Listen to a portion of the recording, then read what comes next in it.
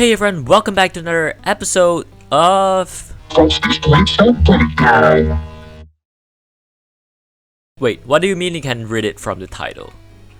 Well, yeah, let's just jump into it.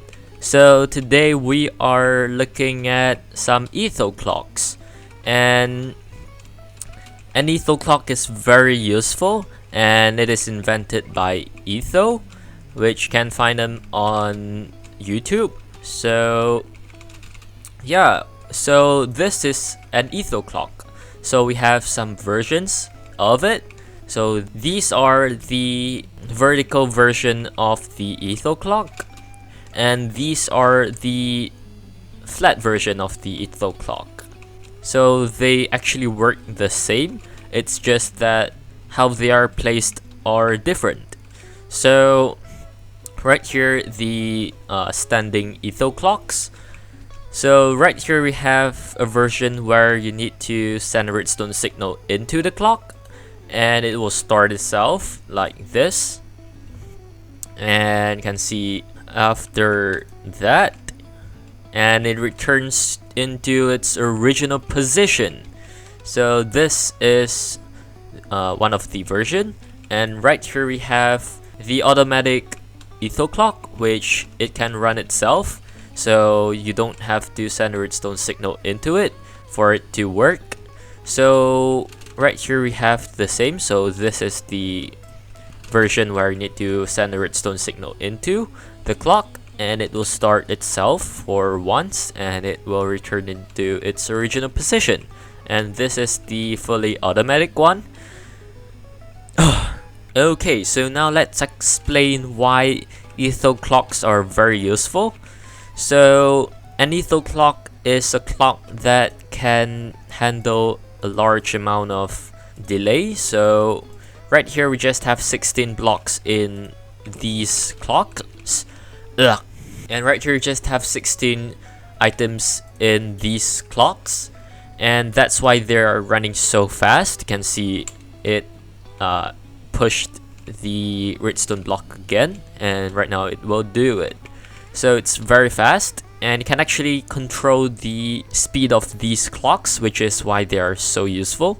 So you can store as little item as you want in these hoppers, and it will depend on how much item you have in these hoppers, and it will change the speed of the clock. So it can handle a very large amount of delay. So if you want a lot of delay, you can just fill this up. So depends on how much time you want the clock to activate. So if you want this clock to be very precise with your redstone contraption, you can actually do that by just calculating the ticks that it takes for the items from this hopper to transfer to that hopper. So the way you calculate it is like this.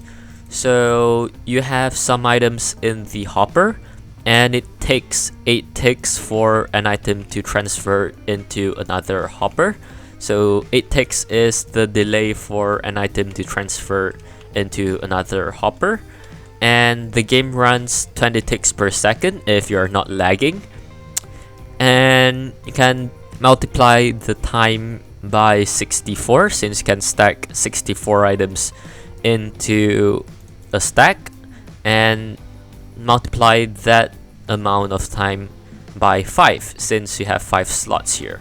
So that is the maximum amount of time you can put into this clock. So it's very useful, and right here is the same. So it's just different versions of how they behave, and the output is, it depends on what kind of output you want. So you can have a very long amount of delay for the redstone signal like this, or if you don't want the redstone delay to be that long, you can just put a monostable circuit, and you can get the very short redstone signal, but you have to wait long enough to get it. So yeah, so it really depends on what you want to use this for, but it's actually very useful.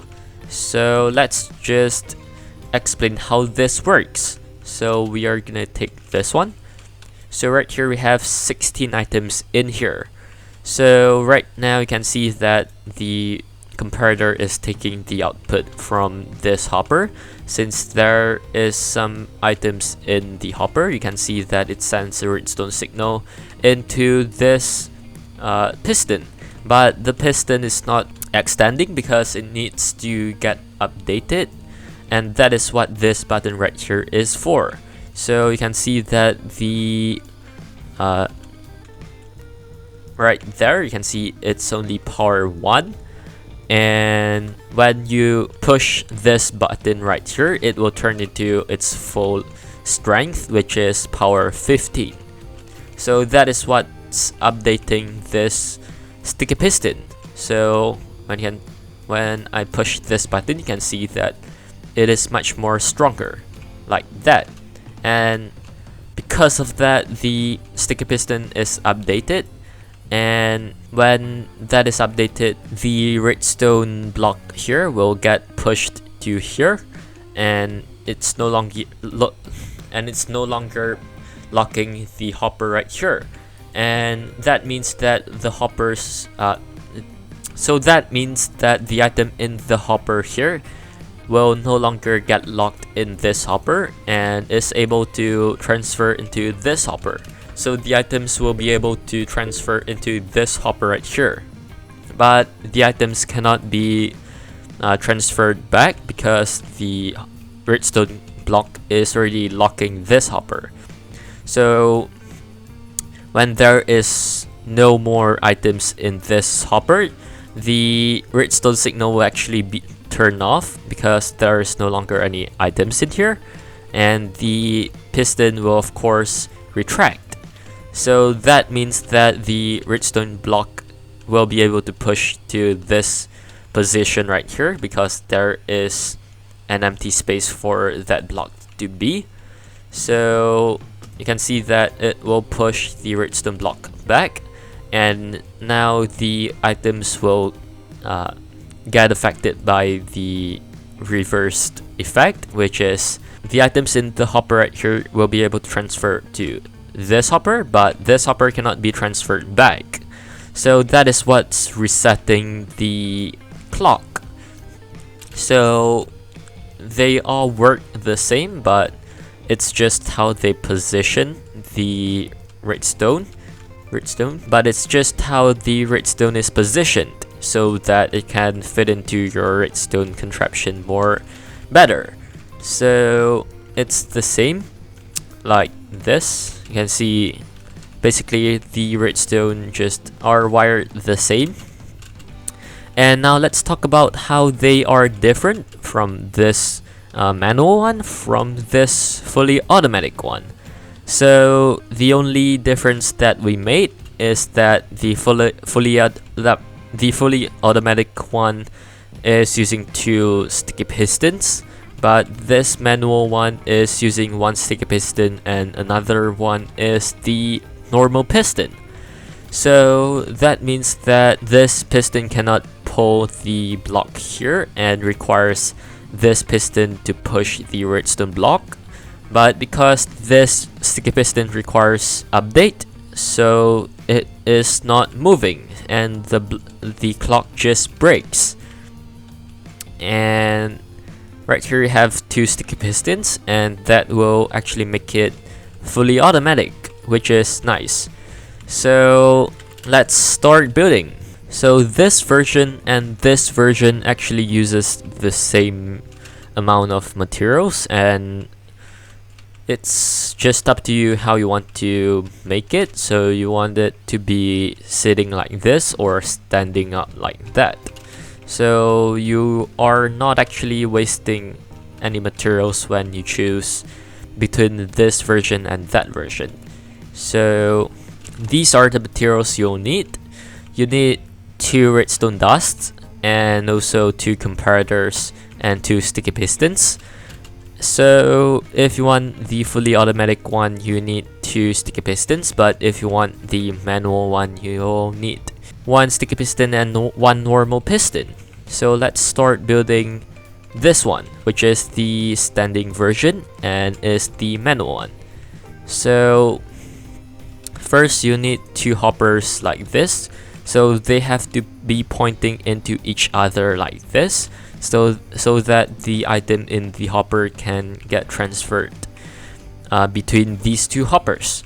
And now just take 2 comparators and point them out like this, 2 blocks like this in front of the comparators, 2 redstone dust on the blocks. And now, depending on which side you want your signal to be going into the clock, so maybe you want it to be here or here. If you want the power to go in from here, right here you will need to put a sticky piston. But if your power is going into here, the sticky piston will be in this position. So depending on which side your sticky piston will be, the other side will be a normal piston. So in this case it looks like this, and then you just have to put a redstone block in front of the sticky piston. And now, depending on how long you want the clock to be, you just put in however much item into the hopper and it should work. And to build a fully automatic one, you actually just need to replace this piston into a sticky piston, so that you can have 2 sticky pistons on both sides, and that will turn that into a fully automatic one. So now let's build this flat one. So again, you need 2 hoppers like this pointing into each other, 2 comparators like this pointing outwards and into a block, but this time you're gonna put the redstone dust on the side instead of on top, so like that. And you can do it on which side you want it to be, but make sure that they are both on the same sides. So right now you just have to put the piston on. Well, first of all, let's build this manual one.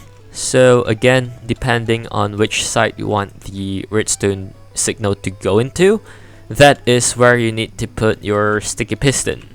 So like that, and the other side will just be a normal piston, and then put a redstone block in front of the sticky piston, and you can just put in the item into the hopper to start the clock. But if you want it to be fully automatic, you can just replace that normal piston into sticky piston, so that they are both sticky pistons. And now you can just put in the item into the clock and it should start. So that is the Etho clock. So that is gonna do it for today's video. If you guys enjoyed the video and actually learned something new, make sure to leave a like and also subscribe. I'm Fr0xty and I'll see you guys in the next video. Bye!